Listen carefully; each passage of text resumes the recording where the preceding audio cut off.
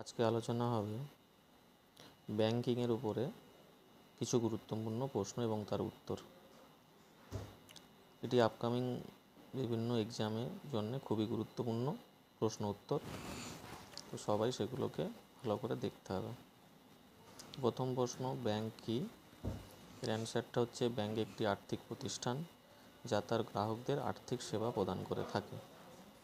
দ্বিতীয় প্রশ্ন হচ্ছে ভারতে স্থাপিত প্রথম ব্যাংকের নাম কি এবং এটি কবে স্থাপিত হয়? এর অ্যান্সারটি হবে ব্যাংক অফ হিন্দুস্তান, এটি 1770 সালে স্থাপিত হয়। 3 নম্বর প্রশ্ন, ব্যাংক অফ ক্যালকাটা কবে স্থাপিত হয়? উত্তর হবে 1806 সালে। ইম্পেরিয়াল ব্যাংক কবে স্থাপিত হয় এবং এই ব্যাংকটি কবে স্টেট ব্যাংক হিসাবে আত্মপ্রকাশ করে? ইম্পেরিয়াল ব্যাংকটি স্থাপিত হয় 1921 সালে এবং এই ব্যাংকটি স্টেট ব্যাংক হিসাবে আত্মপ্রকাশ করে 1955 সালে। খুবই গুরুত্বপূর্ণ একটি প্রশ্ন, এটা আপকামিং এক্সামেতে আসার খুবই সম্ভাবনা। 5 নম্বরের প্রশ্ন, আরবিআই কবে প্রতিষ্ঠিত হয় এবং কোন কমিশনের সুপারিশে এটি প্রতিষ্ঠিত হয়? এটাও খুবই গুরুত্বপূর্ণ প্রশ্ন। দেখো অ্যান্সার, আরবিআই প্রতিষ্ঠিত হয় 1935 সালে হিল্টন ইয়ং কমিশনের সুপারিশে। নেক্সট প্রশ্ন, 14টি ব্যাংকের জাতীয়করণ কবে হয়? এটা অ্যান্সার হবে 1969 সালে। 7 নম্বর প্রশ্ন, 6টি ব্যাংকের জাতীয়করণ কবে হয়? এটা হবে 1980 সালে।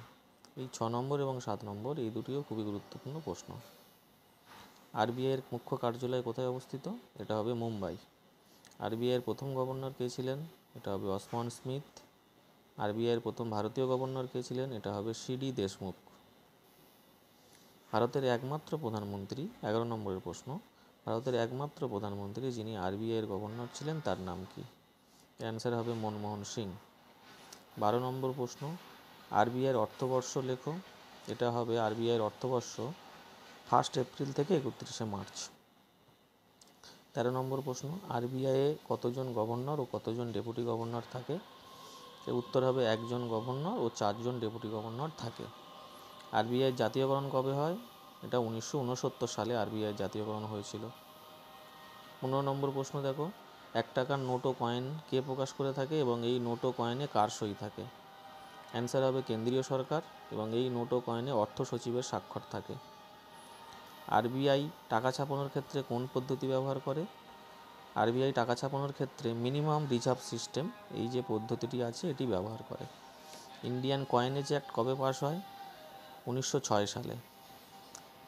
18 নম্বর প্রশ্নটা দেখো লাস্ট, সর্বোচ্চ কত টাকার নোট এবং কত টাকার কয়েন প্রকাশ করা যায়? আমাদের ইন্ডিয়ান কয়েনেজ অ্যাক্ট অনুযায়ী সর্বোচ্চ 1000 টাকার নোট ও 10,000 টাকার নোট ও 1000 টাকার কয়েন আরবিআই চাইলে প্রকাশ করতে পারে। তো আজকে এটুকুই।